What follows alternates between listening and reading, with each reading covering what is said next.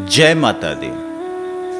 इस परम पवित्र नवरात्रि का पालन करते हुए हम सभी 8वें दिन में प्रवेश कर चुके हैं। बस 2 ही दिन में नवरात्रि का ये पावन त्यौहार समाप्त होने वाला है। नवरात्रि के 8वें दिन माता महागौरी की पूजा आराधना करने का प्रावधान बताया गया है।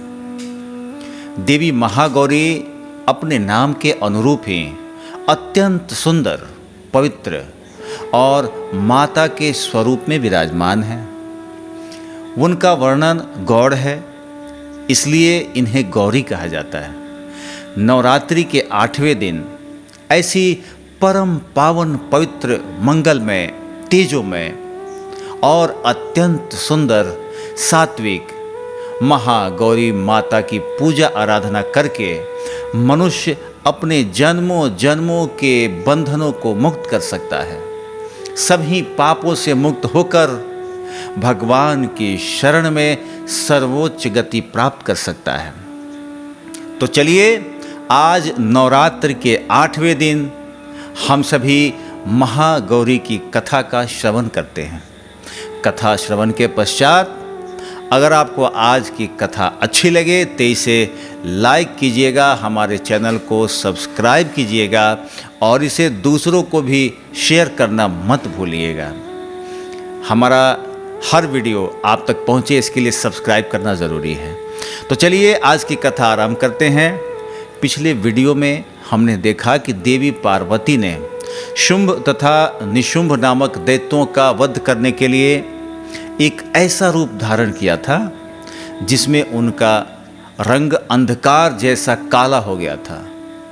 इस भयंकर रूप में उनका नाम काल रात्रि पड़ा और उन्होंने शुंभ निशुंभ को उनकी विशाल सेना सहित परास्त कर दिया था। देवताओं को पुनः स्वर्ग लौटा दिया था।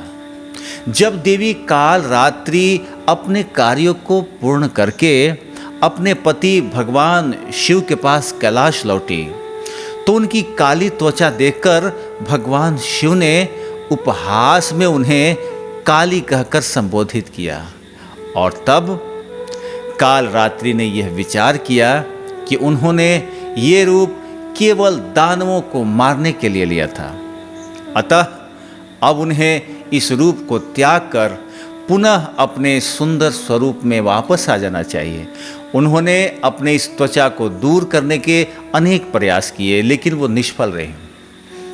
आखिर में उन्होंने निश्चय किया कि वे ब्रह्मा जी की तपस्या करेंगे, जिससे वे उन्हें कोई उपाय बता सकें। और फिर उन्होंने ऐसा ही किया। ब्रह्मा जी उनकी तपस्या से प्रसन्न हुए और देवी को सुझाव दिया कि उन्हें मानसरोवर झील में स्नान करना चाहिए। ऐसा करने से उनकी पूर्व की त्वचा वापस लौट आएगी। देवी ने ऐसा ही किया और उन्हें अपनी पूर्व श्वेत वर्ण त्वचा वापस मिल गई। इसलिए उनका एक नाम पड़ा देवी कौशिकी। एक बार देवी कौशिकी ने एक दिव्य नदी में स्नान किया, जिसके कारण उनकी त्वचा और अधिक तेजस्वी हो गई और इसलिए अब उनका नाम पड़ा महागौरी। ये महागौरी का स्वरूप अत्यंत सुंदर और ममतामयी है। उनकी 4 भुजाएं हैं। उनकी उपमा चंद्र, शंख एवं कुंभ के फूल से दी गई है। उनकी आयु 8 वर्ष की बताई गई है। उनके एक हाथ में त्रिशूल और दूसरे हाथ में डमरू धारण करती हैं। वे सफ़ेद बैल की सवारी करती हैं। अष्टमी के दिन सर्वप्रथम सुबह जल्दी उठकर स्नान इत्यादि करके शुद्ध शरीर होकर आसन पर बैठ के देवी महागौरी की प्रतिमा अथवा चित्र स्थापित करके गंगा जल से स्नान करवाकर सफ़ेद वस्त्र अर्पित करने चाहिए। फिर महागौरी के प्रिय पुष्प रात की रानी अर्पित करना चाहिए। साथ ही साथ उन्हें काले चने का भोग भी अर्पित करना चाहिए। उन्हें नारियल, मिष्ठान, पंचमेवा भी अर्पित कर सकते हैं। माता का वर्ण सुंदर गौड़ श्वेत रूप है। माता की आयु 8 वर्ष की बताई गई है, यानी 8 वर्षा भवेत गौरी। जो 8 वर्ष की हैं वो गौरी हैं। माता के समस्त वस्त्र और आभूषण भी श्वेत हैं। उनकी 4 भुजाएं हैं और उनका वाहन वृषभ है। माता महागौरी की शक्ति अमोघ है। वे तुरंत फलदायिनी हैं। माता की उपासना करने से भक्तों के सभी पाप धुल जाते हैं। उनके सभी पूर्व संचित पाप नष्ट हो जाते हैं और भविष्य में किसी भी प्रकार के पाप, संताप, दुख, दरिद्रता उनके पास नहीं आते। इससे साधक पवित्र और पुण्य का अधिकारी बन जाता है। पुराणों में माता महागौरी की महिमा का प्रचुर वर्णन किया गया है। वे मनुष्य की वृत्तियों को सत्य की ओर प्रेरित करके असत्य का विनाश करती हैं।